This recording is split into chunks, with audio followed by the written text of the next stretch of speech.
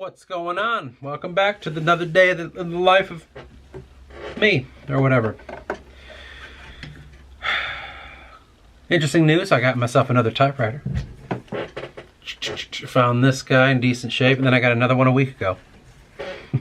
I probably have about 12 typewriters now. I swear one of these days I'm going to... You know how like on some YouTube channels they're like, yeah, we give things away, right? You know, like first people to do something, they get a whatever, you know, like YouTube channels will do that. Mine will be, I'll give you a motherfucking typewriter. I'll give you a whole ass fucking typewriter in working order and say, here you go. Use that fucker and write something down. I got too many of these things. I'll give it to you for free. Seriously, I will, if you want a typewriter. I can hook you up. Anyway, what's been going on? Well, we have just finished up the writing for the Forgotten episode, the next Forgotten episode. And remember, I told you it's going to be kind of like a bit of a departure, but it's going to wrap everything up in a bow before we go into the series more. And I got the first preliminary write done. We just got to kind of go through it, rewrite it, edit it, you know, the usual. Besides that, I kind of like, because I wrote it out preliminary, I'm going to let it just fester. So I write it, I leave it alone and let it just go. We'll come back to it once our mind is kind of away. But as I've been doing that, there's a couple things I've been up to. One, well, I've been looking into some more of the book by Manly P. Hall, which is just an introduction to the idea of certain esoteric or sacred knowledge or secret knowledge, whatever you want to think of it as. I've been venturing into that. Let me get the book real quick.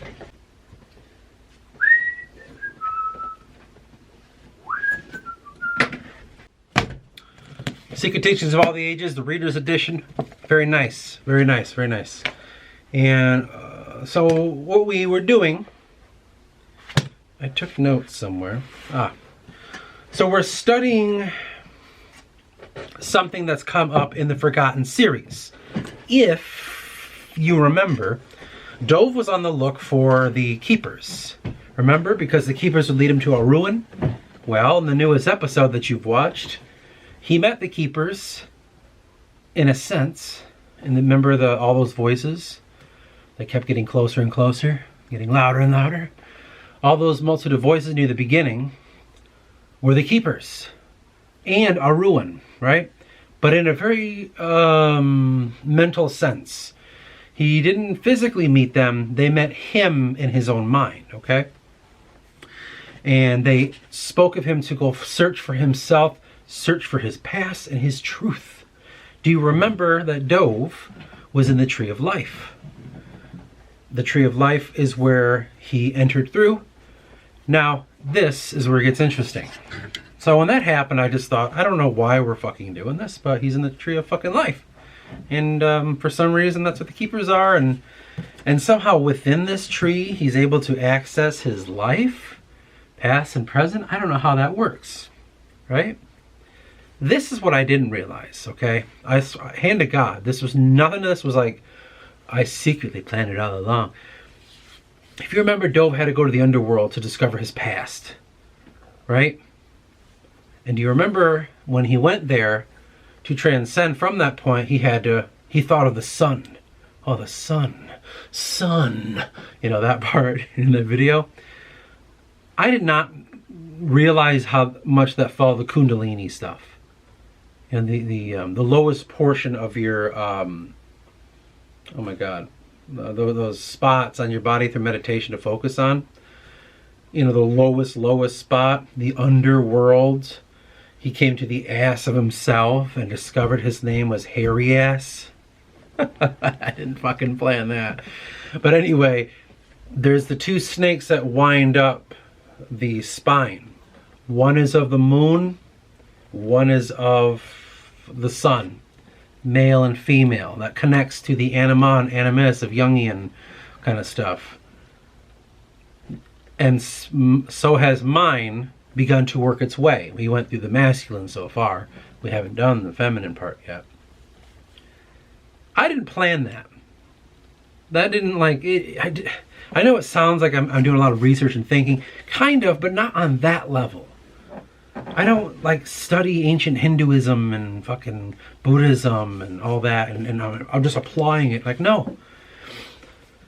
But it coincided with that whole idea, the whole damn thing, and that's how I knew there was truth to it. If I'm kind of doing it on my own, I'm stumbling through it, and it's matching at least somewhat realistic, religious, mystical, philosophical ideas, well, then we're onto something.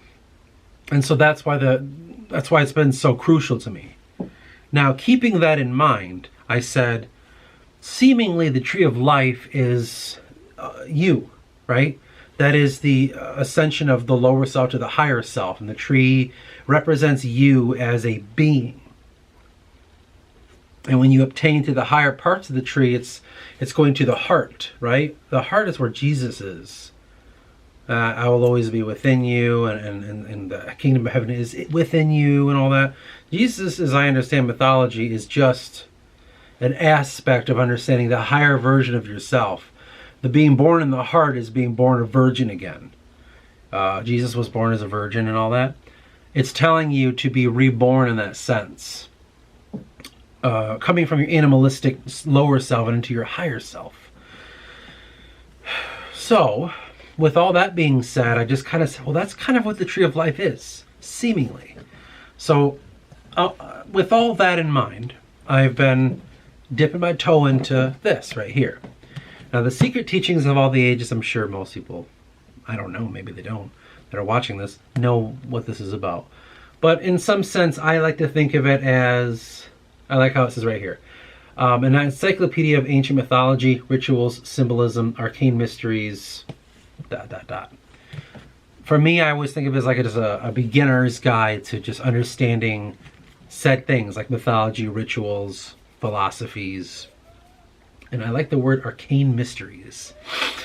But it's just an introduction and just kind of gives you a sense of what they're about, and here's what they're doing, and this is what the Rosicrucians are. Here's gemology and metals and alchemy, and here's shit about Pythagorean mathematics, and the tables of Isis, and the sun deity, and you know what I'm saying? It just goes on and on. Look how fucking thick the book is.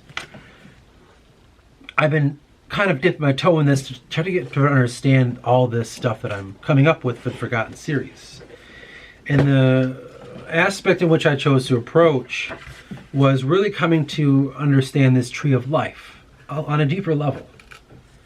And the biggest things I'm learning about is the human body and as a symbol. We're talking kind of Kabbalistic cosmology, the tree of Sephiroth, and the theory of alchemy are the areas I'm choosing to kind of venture into. So, this morning I went to the coffee shop, got myself a strong latte, and then I just was reading and taking notes. What I'm trying to do is I'm creating within this point, the story as it goes on, there comes a time where some kind of temple becomes important in the Forgotten series. In the AOC, and I believe it's a temple of the Keepers, discovered by Theis and Bahavan and all that. And it becomes a big part of the story, right? And I'm thinking to myself, well, what is this place? What is this? And as I was doing that, I thought, well, it's got to be somehow connected to the Kundalini, or the our sacred understanding of our human body and the temple that it is. Now, here's the kind of idea that I had, right? And I copied these from the book. So I'm going to read from the book. This is not my writing. This is the book, okay? The universe regarded as a man, where man himself is a miniature universe in himself. This would be the macrocosm and the microcosm. Sure, that sounds kind of simple enough. If you remember the end of the Forgotten series, Dove discovers he is within the universe, and it's a tomb, and the tomb of the god that made it all, his name is Harius. Well, what the fuck does that mean? This is the beginning of why it matters. So I said, well, there's the bigger God, there's the lesser God. Lesser God, the mini God, or little God, I think, would be us. The higher God is that which makes all, and we'll get into that in just a second. But I said, in my mind, the universe is the body, just like our body is a universe in a microcosm kind of way. Makes complete sense, right? Once we kind of understand with biology and all that shit, we start getting into cells, and science has got to a point where we see all the things living in us. Kind of makes sense, right? There's like a whole ecosystem going on inside of us, all working together. I don't know about sentience and shit, but they're all doing their functions to make our body live. And so it would make a hell of a lot of sense that we'd see the universe in such a way. So the play of Harius looking at this universe at the end of episode 7 and saying, I made all of this. This is all fucking me. When I heard that, when I wrote that down, I thought, what the fuck does that mean? I was just as kind of confused as maybe someone else was watching that. I don't know why the fuck he thinks he's the creator, but whatever. So I have to kind of think of why he would. And I found something written by H.P. Blavatsky. And it goes something like this. Quote, man is a little world, a microcosm inside the great universe. Like a fetus, he is suspended by all his 3 spirits in the matrix of the macrocosm. And while his terrestrial body is in constant sympathy with its parent Earth, his astral soul lives in unison with the sidereal anima mundi. I don't know how to pronounce the word sidereal. It's Sidereal, sidereal, which means related to the stars. So our astral soul is in union with the idea of relating to the stars within the soul of the world. That's interesting, isn't it? He is in it, and it is in him. For the world, pervading element, fills all space, and is space itself, but infinite. As to his 3rd spirit, the divine, what it is but an infinitesimal ray, one of the countless radiations proceeding directly from the highest cause, the spiritual light of the world.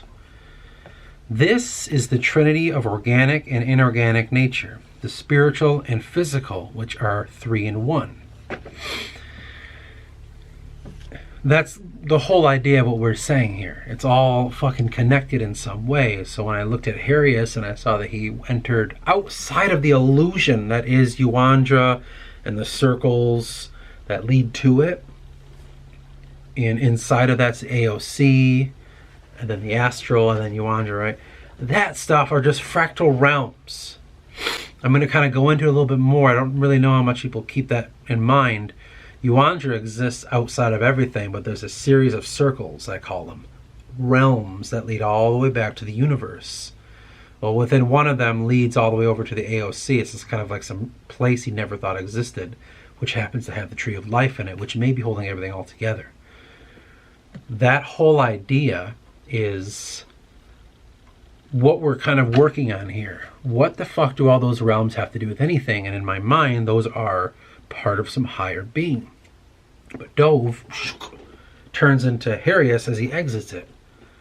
What the fuck does that mean? Right? What does it mean to exit an illusion, and as you do, you are a new person? Does that mean the illusion was all within you?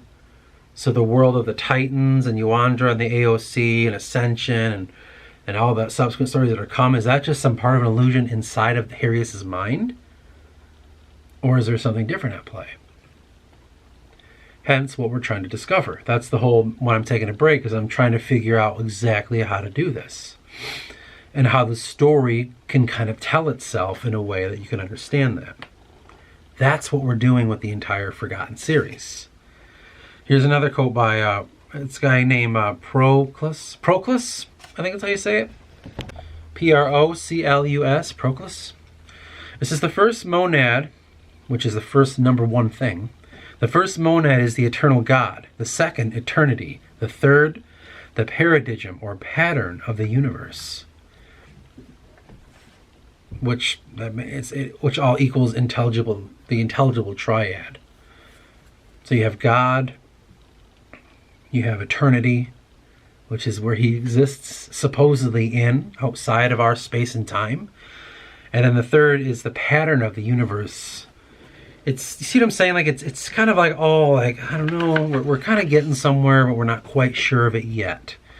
But as you can see, this is what I'm working on to discover and able to tell you a better story for the Forgotten series. And I said, it is clear when thinking of the Tree of Life, we can begin the path that leads to transcendence. The story of the Forgotten is of those internal beings that forgot they were part of God. This pathway we think of as a circle is an inner rod twined by sun and moon, feminine, masculine, anima, animus. And the temple is the way that leads through. And my only question is, where the hell does this temple exist, and where is it? What exactly is its purpose?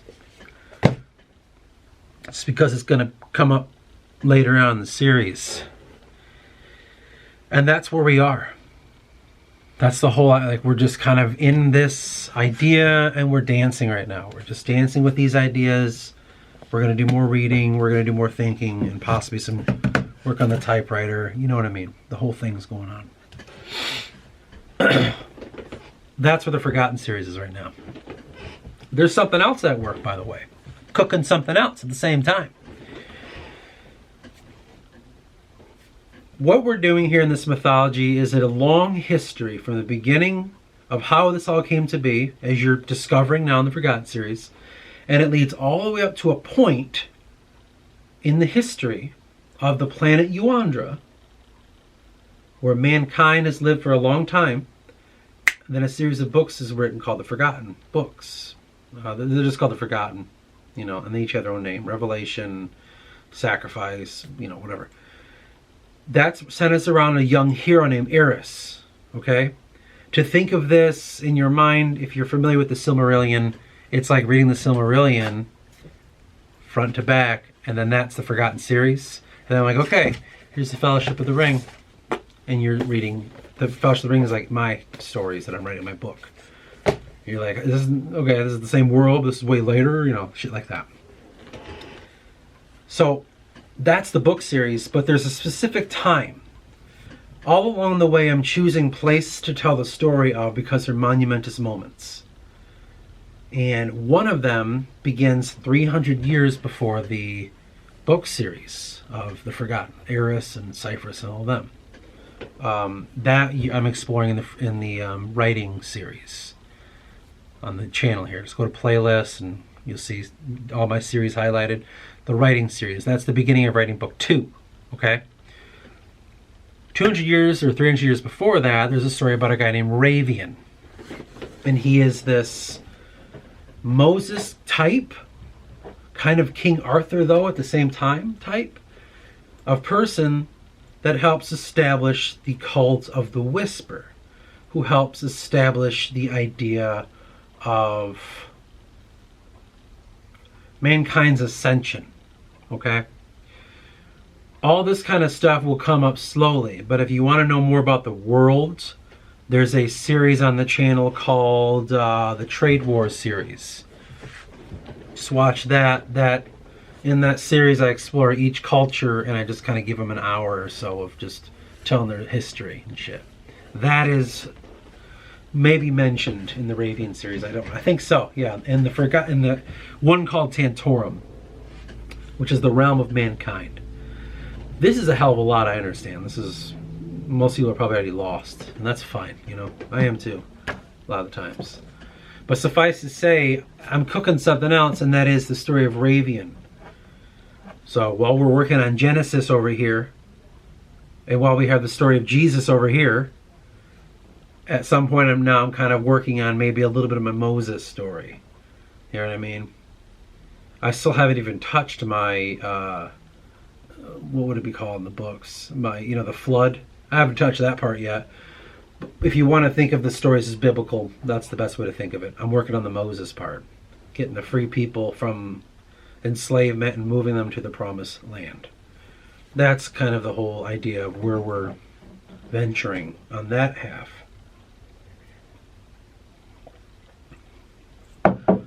a lot of things are moving, clearly. And suffice to say, man, like, jeez. Sometimes with all this work, it does feel a little daunting. For the longest time, I was doing it with the other guys, but I kind of had to go it alone. I wanted to work faster than we could. I just couldn't. I couldn't do how slow we worked. I needed to move. And so I just kind of veered off on my own and trailblazed my own fucking road. And now I'm just kind of on my own, you know, working on all this stuff. Not really want to, but that's what it becomes. I mean, it's my fucking story. So at some point you got to do it. Best thing I ever did, because I'm getting things done, you know. It just took me a while to see that, you know. I didn't really know that's what I was doing. I was a fool, right? Now, with all that, I'm a little trepidatious as usual about venturing into all this. I would love to tell you a little bit more about this. I mean, I'd be more than happy to send you, whoever. So I talked to the guys. I'd be more than happy to put some videos on the channel of the sessions in which I'm coming up with this shit. I made one like a few days ago where I'm thinking about this guy Ravian that I just mentioned. It's about an hour and 10 minutes long of me thinking about how to make all this work and reading in my journals and, you know, the study sessions that I do. I think about releasing those, you know, so you can kind of see behind the scenes. And once I feel people want to see that, I'll do it. But until that time, I got them mostly for myself. But I do recommend you check out the Forgotten King series. I know I have a lot of different series on the channel, but think of it like this. I've already made playlists for all these things. You just got to go to the playlist section on the home screen, and you'll see them all labeled. I got the music of the book, which is my music that I'm going to put in. You can hear it in the Forgotten series, actually. Forgotten series, which is the entire Silmarillion of it all. Think of it like that, I should say. The Forgotten King series is kind of behind the scenes of like how it all came to be. And I kind of really go in depth of all what things are and all that stuff. I even leave notes for myself on there. You can, if you want to look at them, you can. It's just to remind myself at this section here, remember this or whatever. Then there is the Trade Wars series, which takes place a little bit before the books I'm writing. It's the political landscape of the world. I'm trying to paint a picture. That's why it's called the Trade Wars series. I have the writing series, which is the chronicle of the day-to-day, what it is when I write. I kind of talk about what's going on in my head that day, and I go into the writing session and begin writing the second book of the series, which we're still on, but we had to go focus on the Forgotten series. So, in order, watch the Forgotten series with Thies and Dove, the Forgotten King series, the writing series, and then the Inner Thoughts, in a sense. That's kind of the layout, apparently, I guess. We're still kind of early days, you know, with all this stuff, and I'm trying to find a concise way to make this easy. Because I've gotten people reaching out to me saying that they're interested in all this, but they don't know where to go and begin. I understand that. Start with the Forgotten series, and then go to the Forgotten King series. That should pretty much get you up to date on what you need to know about what the fuck's going on. Whenever the books will come out, I don't know. I really don't know. Just the pace this Forgotten series is taking, I really don't know. It could be 10 years from now. Suffice to say, I took a pause on the book writing because I wanted to figure out the origin of this world a little bit more before I get down to the second book, because it comes up so heavily. Anyway, so that's kind of where we are right now. That's what we've been doing. A lot of reading, a lot of writing, a lot of thinking, a lot of crying. And seriously, I don't know. But anyway, we should probably get to it and come to the day and see what comes from it. But I shall see you in the next one.